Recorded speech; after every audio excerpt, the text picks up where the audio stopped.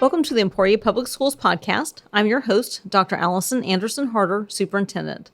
This podcast is our way to provide students, staff, parents, and community members easy access to information on a variety of topics. Once you've listened to an episode, we encourage you to use the electronic link to provide feedback or ideas about the episode to which you just listened, or to share ideas about future episodes.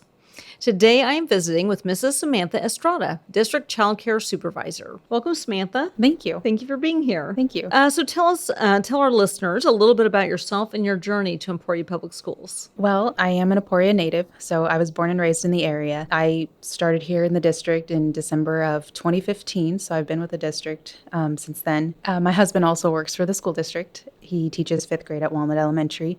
I also have my children in childcare here with the school district, and I'm just looking forward to working with parents and help relieve some of the stresses, maybe some of the stresses childcare. And the anxiety of what comes with trying to put your kids in childcare. Yeah. Well, that's why we started that. So we started over a year ago, getting that, trying to get it off the ground.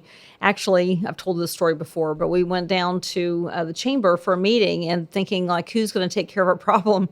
And then of not having enough childcare for our staff members, because we had staff members every year. We'd have like one staff member or more who would not be able to come to work because they just couldn't find childcare. So we went down, and I definitely walked away thinking, okay, that's us. We are going to have to figure out our own solutions. So we started digging into it, and there is a lot behind the scenes that goes preparation before you ever get to the point of even identifying which rooms you're going to use as classrooms. So you might so we had already started that process.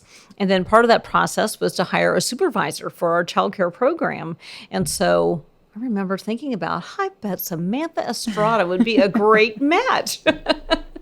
And so, we posted it then, and you applied. And so talk a little bit about what's happened since you've come on board, because when you came on, you hit the ground, literally running. So we were on that timeline was starting to shorten a little bit as we were getting closer to school starting and really needing those childcare classrooms. So talk a little bit about that. Yeah, so I definitely did hit the ground running. We went straight into, and they had kind of already begun, but straight into interviews, trying to make sure we have enough staff to fill our positions, and we had to make sure we had enough providers for ratios.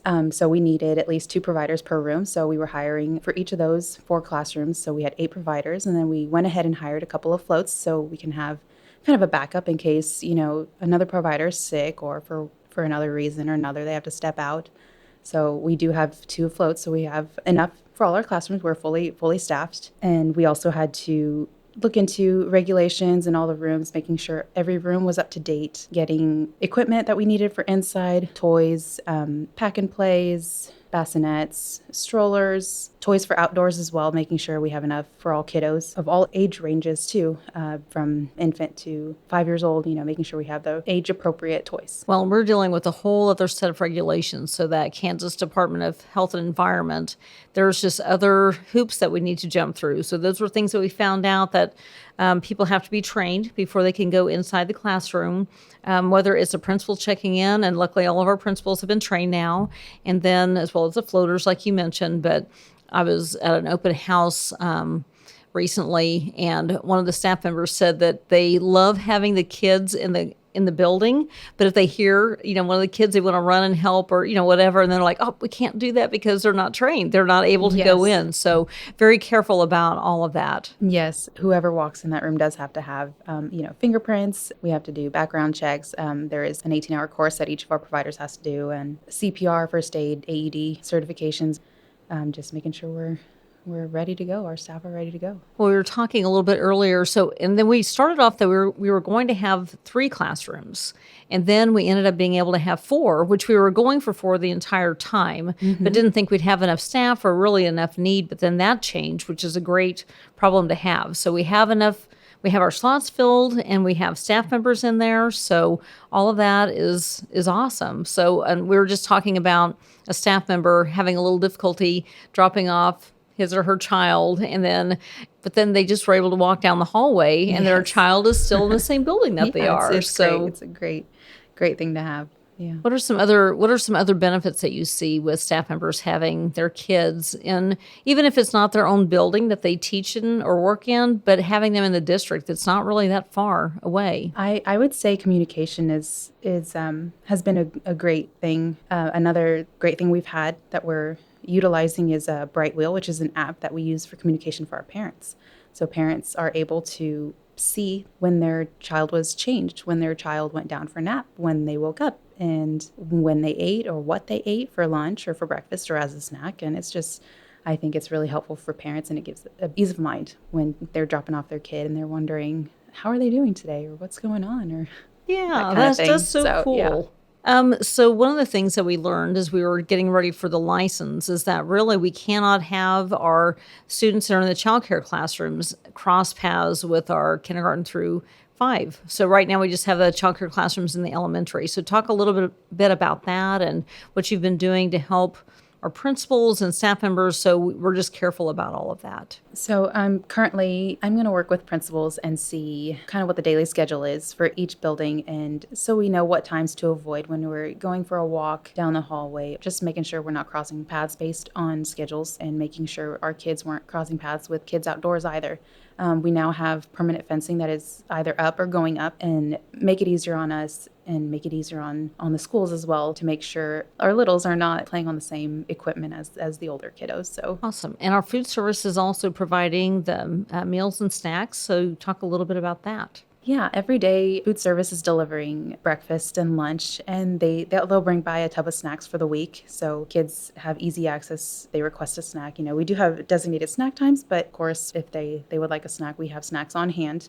We have refrigerators in each of the rooms, so if there's anything that needs to be refrigerated, they're able to utilize the refrigerator for any cold items, or if there are any snacks or any meals that are brought from food service from breakfast or lunch that need to be refrigerated after, we can save them, and they have locks on them. Good. So what would you say is your favorite aspect about the childcare classrooms that we have, or about your job in general? I love walking into the rooms, and the kids are so excited and just so happy, just living a carefree life. They come in and they get to play, they get to interact with others their age or close to their age and eat snacks and just all the things you enjoy about being a kid.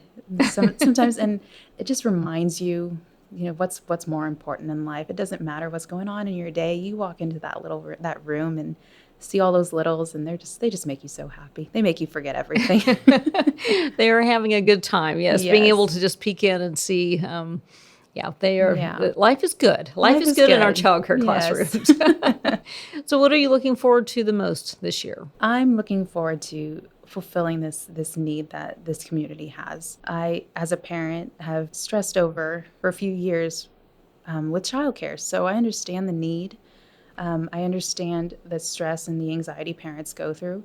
So I'm looking forward to working with parents and trying to ease that for them. And just this whole brand new program, I'm just so excited to be a part of it and just help parents and help them understand that I know what they feel, what they've struggled with, and so I'm excited about that. That's a very very stressful situation, and not have childcare, but then also not to have to settle. So make sure that we have quality childcare. That was one thing. I've definitely, when my boys were growing up, there were some times when maybe you walked away and you didn't feel as good about a babysitter or about a childcare facility as you can that we do right now. And so quality childcare is so important. Yes, and that's definitely what I want parents to know, is that they will receive quality childcare here. That is a big goal of mine. Well, and we're looking forward to the possibility of even opening up a couple other classrooms next year. So as we look ahead toward that, we'll look at possibility and